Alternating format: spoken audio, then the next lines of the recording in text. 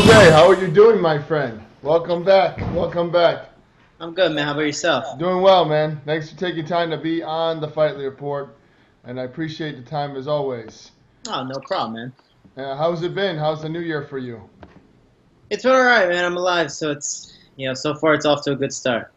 That's good, man. That's good. And I'm going to introduce you on the show, and we'll get started. We're introducing Jose Shorty Torres, Jose Shorty Torres, Chicago's own flyweight professional, on the show, and we'll talk about his time with Brave CF and fights undefeated Amir Albazi at the moment event of Brave CF. Check it out, 15th in Pacific, Philippines, and right now Roufusport in one. And thank you again for taking time to be on the show. Well, correction. I'm training out of ATT combat, but I'm training at Roufusport for this fight because I wanted to work specifically with Dean Thomas or ATT Thomas, and he's up at Roufusport working with Tyron Woodley, getting ready for Kumar Usman, and ATT was nice enough to let me go up there and train with Dean Thomas, and Dean's taking a lot of his time out. He's not working with Woodley for me on his free time, so it's real cool and real beneficial for all the camps. Oh yeah, for sure, man. I know that's one of your head coaches, so having an opportunity to get him right before your fight is crucial at this point. Mm-hmm. You have to move up here. How has it been though, coming over to Milwaukee? I know you are a Chicago guy, so not too unfamiliar for you. Yeah, it's only 2 hours away. Duke Rufus and all the coaches there have been extremely, extremely awesome and just really generous with their teachings and helped me with some of the guys, Sergio Pettis, Rafian Stotts, Eli Garcia, and some of the other guys. And I'm telling you, the way they teach here and the bodies here, it's big gym feeling with a small gym environment and just a bigger family, which is even better. Again, I love ATT to death, but it's such a big place. It's almost like a high school where everyone has their own little cliques and posses and stuff. Right. Everyone's it's a small enough gym to be a big family, and everyone looks out for each other. I think that's really, really cool. Yeah, definitely, man. I've been up there myself a few times, and nothing but great things to say about the people and the facilities. Mm-hmm. Now, talk about signing with Brave CF. I know you attended their event and UFC Fight Pass in Jeddah, Saudi Arabia. And how did this come together for you signing with them? I don't know if I was on UFC Fight Pass. Okay. I don't. Oh, yeah, my correction. Not UFC Fight Pass. But, yeah, talk about that, though, how you got together with them. Yeah, Brave is definitely a separate entity from UFC Fight Pass. But overall, it was cool, man. I got to coach Rami Ahmed in Saudi Arabia against a very, very tough teammate in Gaziev, and he just performed so beautifully. He listened really, really, really well, and Rami Ahmed was able to get the knockout and KO of the night. Bonus for it. It was just, he was coming off a loss from Titan FC. He listened really well, and he was just super confident going into the fight against an extremely, extremely tough opponent. And, he just did his thing. He showed up to the best of his ability and got the KO finish. But, I knew I was signed before that date. And I went out to Bahrain in November to speak with the Sheikh personally, which is the founder of Brave Combat Federation, and Mohammed Shahid, the CEO, and they're former teammates of mine as well in KHK MMA. And we built up a really long relationship even before Brave. So it was just kind of more of like a long time coming and a blessing in disguise. Definitely. And talk about what specifically drew you to Brave CF and the international spectrum that they offer.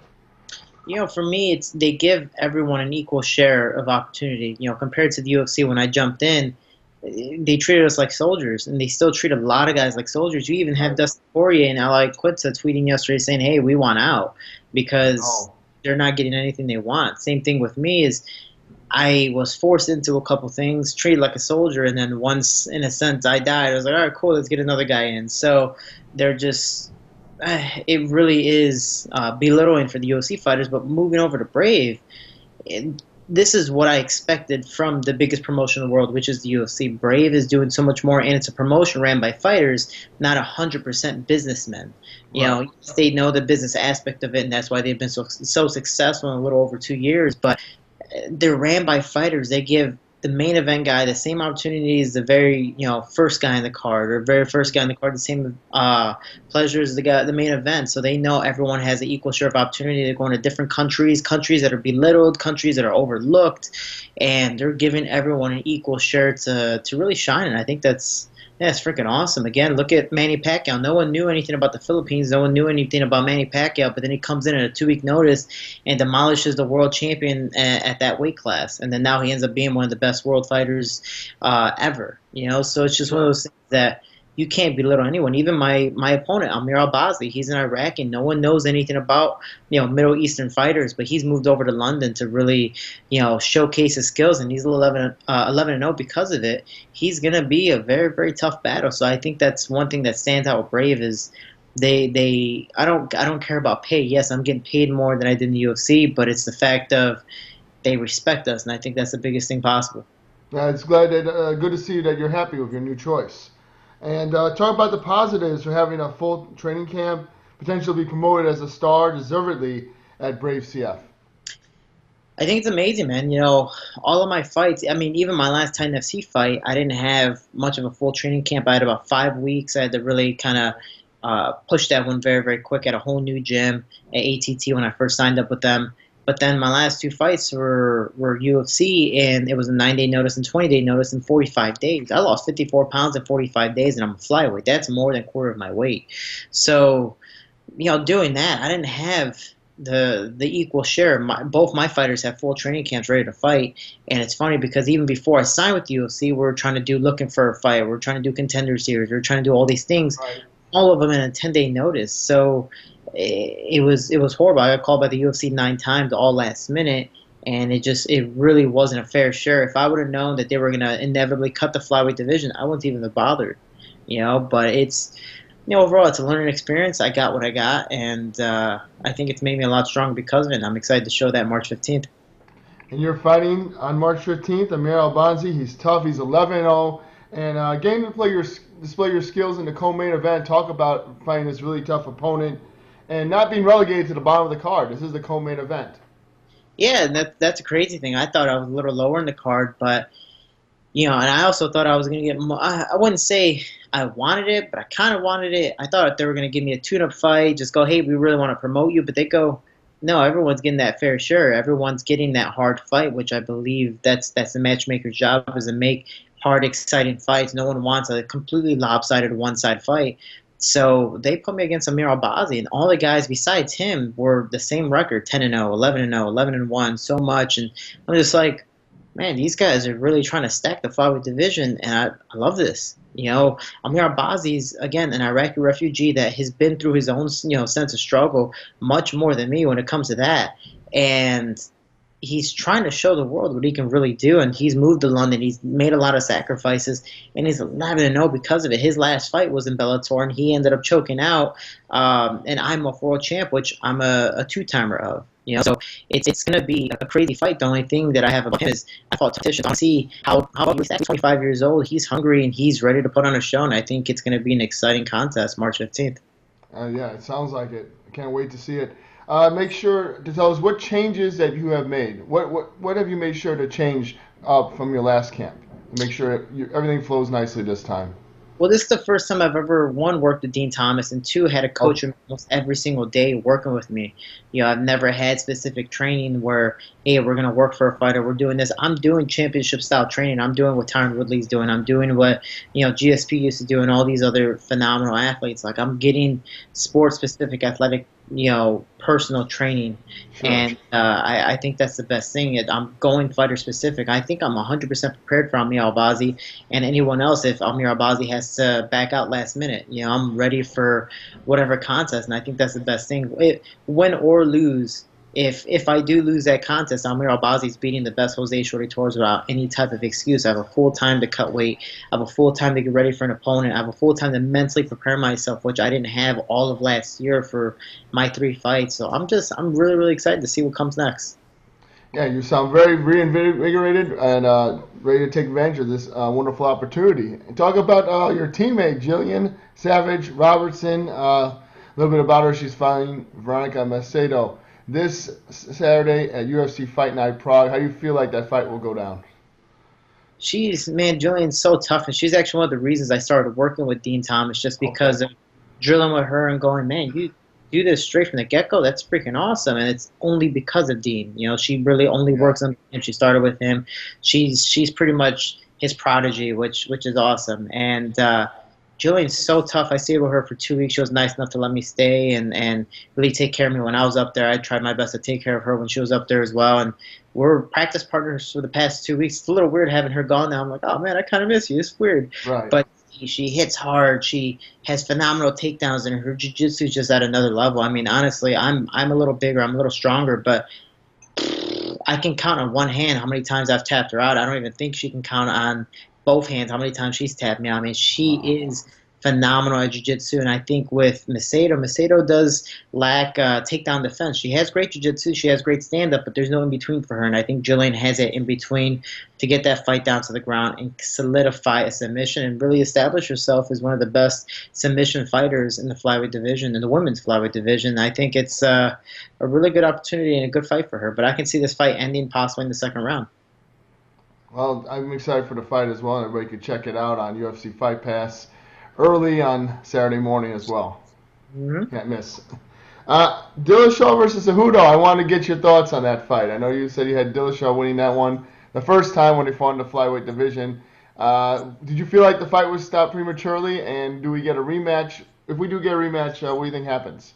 You know, I do believe the fight was stopped prematurely because TJ was moving, but I wouldn't say it probably would have inevitably happened against Cejudo. Just has phenomenal wrestling. He was just keeping TJ on the ground, and that pressure he implements. If that happened in the first 30 seconds, what could have happened in the next 5 minutes? You know, so Sure. I'm not saying it would have been a different outcome, but you never know.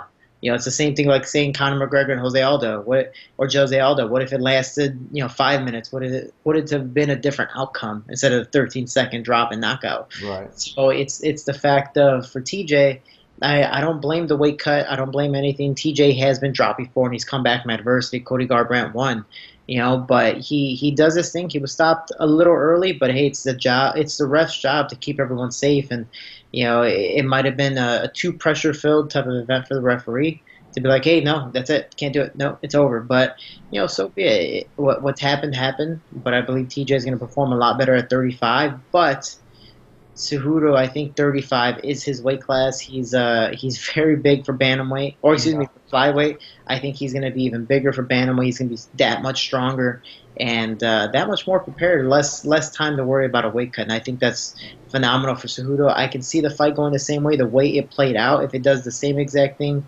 TJ does get caught in the beginning, but if the fight lasts past the first round, TJ does adapt very, very well. So it's a give or take, but I'm going to lean a little bit more towards Cejudo because he just gets better with every single fight. I mean, look at his rematch against DJ.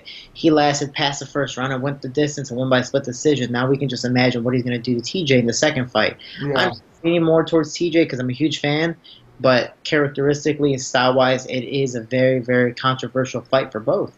But I think Cejudo leans out when it comes to the pressure, but we'll see how it all plays out. And definitely, I'm excited for that rematch. And I mean, these two went to war at the flyweight division. Like, let's just say if they did went to war, it'd still be an amazing fight. And so maybe we got robbed of that opportunity, but we'll get to see this time. I think it's going to be more of a war.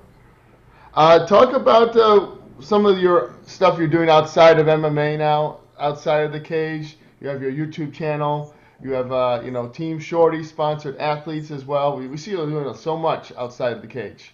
Yeah, man, I'm trying to do a little more. The YouTube channel is on pause for a little while just because in training camp it's a little hard to get things together. I wish I had my own, like Tyler Woodley, where he has his own video crew for camp and stuff like that. And it's funny because I was in there and people were like, dude, you're in the background. I'm like, oh, yeah, I'm living with him for a week. It's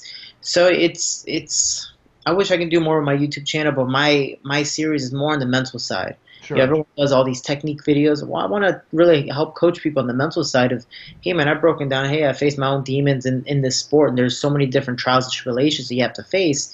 Let me give you some truths and behind the scenes, and let me tell you how I've, overcome these circumstances. Even fighters, from my outside perspective, have overcome these circumstances.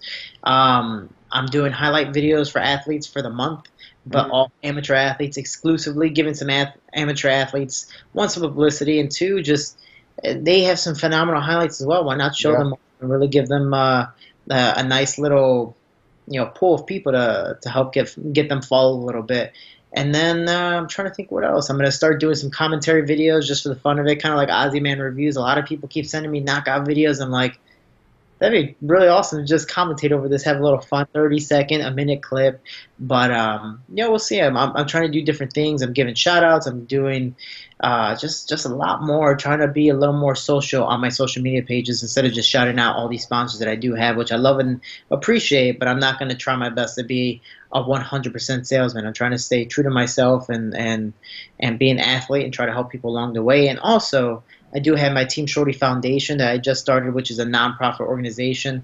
My website, teamshorty.com, all my sales, 50% of them go straight to that Team Shorty Foundation to help sponsor athletes and help keep young adults and kids inside the gym and off the streets. And the other 50% pretty much goes to, keep on making more gear so I can keep on supporting. Do I lose money? Sure. But I don't need the money to survive. As long as I have enough to live comfortably myself and I'm able to help people out, it is a big cause. So teamshorty.com. Everything ships worldwide, and I appreciate all love and support. And it doesn't just help me; it helps a bunch of the kids in my neighborhood. Yeah, for sure. And also talk about something you've been doing with the Let's Get Checked. More about having option for fighters to get checked. How important is that as an uninsured fighter? It is a huge thing. For Let's Get Checked, they don't just do like me. I'm campaigning for the sexual health, which I'm a young adult. We all have our fun. A lot of people don't understand that. It's crazy because I'm going to make a video about this. If 100 people are at a party and they also happen to have an STD or an STI, whatever you want to call it, 70% of people are asymptomatic, meaning they have no symptoms. And it's just like, you kidding me? And people are still going to go out there and have their fun thinking, oh, like, I'm not this, I'm not that, so I'm perfectly fine. It's like, that's not the case. So, I'm promoting more sexual health because I'm a young adult. I believe I can, talk more towards about that. And two, it's a sensitive topic that I'm not embarrassed to talk about. So I think it's a topic that should be out there. And two, I found out a couple days ago, we are this generation right now, which technically I'm not a part of this one. This generation right now uses the least amount of condoms, even though we have more technologically safe, sexual health, but for some reason we never use it, which is, I think, walking backwards. But man, Let's Get Checked does so many things. I'm going to promote a hormone test, which CJ Dillashaw uses for his camps, making sure his body's working properly. He has all the vitamins and minerals he needs. There's testosterone tests. There's checking for certain types of cancers, thyroid checks. I mean, prostate health, colon health. I mean, the stuff that Let's Get Checked does that you can do at the safety of your home and even the privacy of your home is phenomenal. And everything's online through a portal. If something's negative or bad or positive technically and bad, and you need a doctor's consultation, they tell you, here's a doctor, here's the talk with them over the phone, and they can even prescribe you medication through that. So Let's Get Checked is probably the most convenient thing. And I think the best thing about it is they do a lot of tests that are actually not in the U.S. Okay. So a lot of tests that are more toward European traditions or Middle Eastern or Asian traditions, they don't test for them regularly in the U.S. So it's hard to find the test. Might as well go through Let's Get Checked to get that test and approved and make sure you're healthy along the way. It makes a lot of sense, even for people who aren't fighters as well. Yeah, I mean, I don't see why not. And mainly for fighters that, we have to get tested for HIV. It's like, HIV test is already so much, might as well maybe spend a couple extra dollars more, if not actually the same price, over Let's Get Checked and get checked on your sexual health if you are sexually active. For sure. And what can we expect on March 15th? Brave Fighting Championship. Brave Federation Championship, right? Brave Combat Federation. Brave Combat Federation. Sorry, Brave Combat Federation. What can we expect March 15th, Jose? Man, I'm excited. I really don't know what to expect. I know, for me, I'm an explosive fighter that loves to come forward and loves to pressure and whether or not I lost my last fight, but you see my fights before that, I like to outwork people. I like to push the pace and try to go for the KO. I've never gone the distance at flyweight, and I've always gotten a knockout. And so I want to keep on going for that. And then for Amir Albazi, he's a person that literally is relentless pressure, loves to come forward, loves to go for the takedown and try to khabib you and honestly try to strangle, hold you, and choke you out. So this is in a sense, a Hani Yahya versus Ricky Simone type of fight. And I believe it was a very entertaining fight.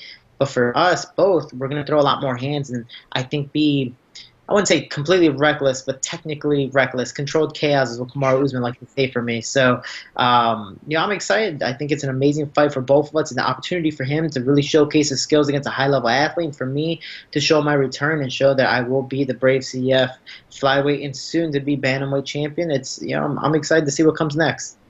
Well, I want to thank you again, Jose Shorty Torres, for being on the Fight Point, and best of luck, of course, with Brave CF. Check it out, everybody. March 15th, Brave CF 22, where he takes on Amir Albazi in his promotional debut in the Flyweight Division co-main event. And thanks again for taking time to the show. Anyone you'd like to thank? Oh man, Dean Thomas, definitely, Master Bob Shermer, ATT, Roufusport for taking care of me for this camp, Duke and Wanderlei, the jiu-jitsu coach, and all the coaches there, all my sponsors, and just everyone helped me out, man. Sheikh Khalid for giving me another opportunity at life to stay fighting, Brave for really showcasing me so much. I mean, it's unbelievable to see what they're doing.